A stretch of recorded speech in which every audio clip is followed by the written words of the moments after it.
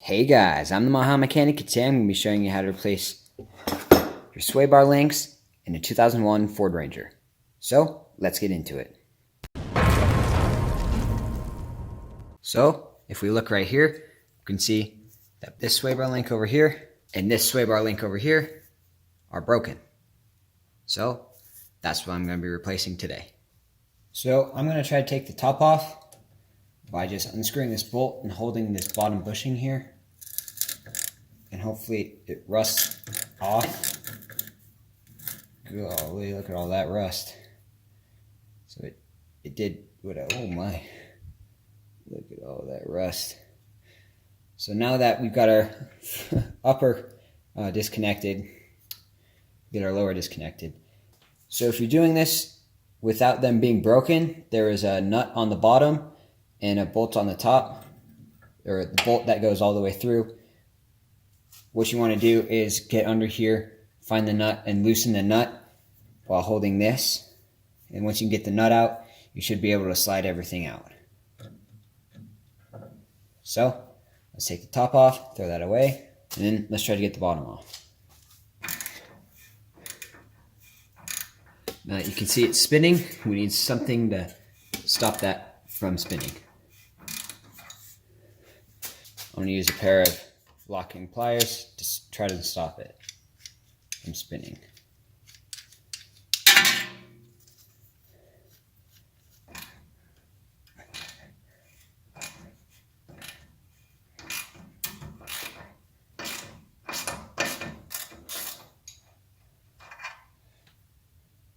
There you go, you got the nut off. You can see here are the vice grips that I let it come up against the sway bar here, and that made it so it wouldn't move. So now that we got that out, we try to remove the link itself. Let's remove the lower bushing, and since the bottom bushing is really on there, I'm going to get another pair of locking pliers to get that one off. And after a little bit of persuasion and some vice grips, I was able to get the lower bushing from the lower control arm off. So now this should come right out. And look at all that rust. So now we can clean up the surface and install our new ones. I'm using some brake parts cleaner on a rag to remove all the rust.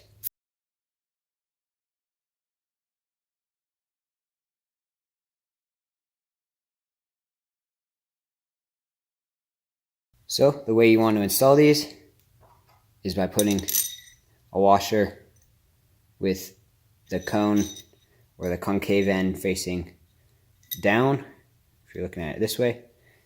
Then you're going to put a bushing. Basically these washers cup the bushings. You're going to put another bushing, but in between this bushing and the bushing that's coming on right now, this bushing, that's going to be your sway bar, is going to be in between there. And then you're going to be putting on another one of those. This sleeve that goes over and just spaces everything out correctly. Another washer. Another bushing.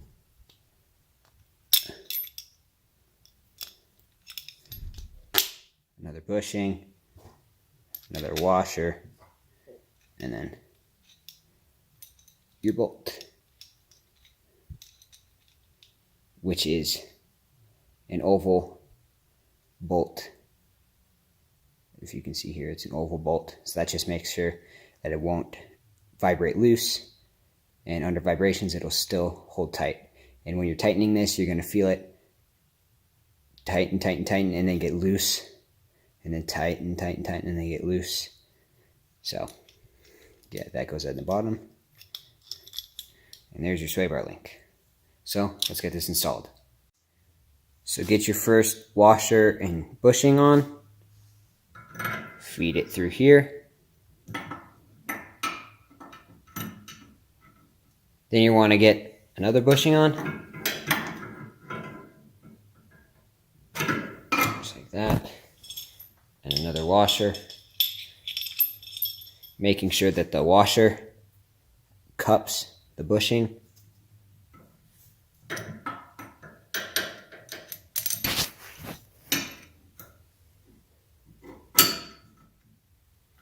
Then you're going to want to put a sleeve. And then another bushing. This will stop going over there. Another bushing and washer.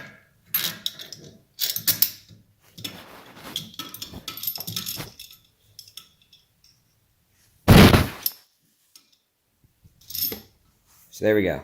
Now we can go to the other side, get it done like this, and then we can tighten them all down. So now that we have the sway bar link all put together, we can come underneath here and thread on our bolt right there. So take your bushing, thread it on there, hold the top while you're doing it, put your washer on, and looks like we might have to put the car on the ground because there's not enough thread. So now we got the car on the ground. We can start and install our bolts.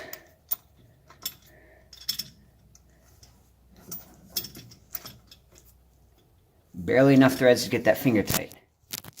But now we are gonna tighten this down while holding the top, and we're gonna squish them, but not entirely. So I'll show you a diagram of what they're supposed to look like. So this is what they're supposed to look like right here. So you see how that one's bent out too much? We don't want that.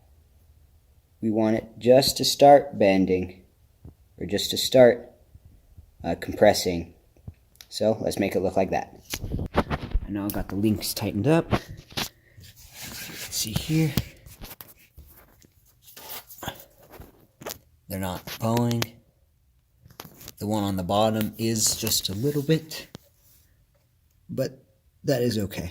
It's not too much, and it should, when I go over some bumps, spread out the load evenly among the bushings. So that's another job well done. If you found this video informative, please be sure to leave a like on this video and subscribe to the channel for more. And no matter your experience or your skill level, remember, keep on improving.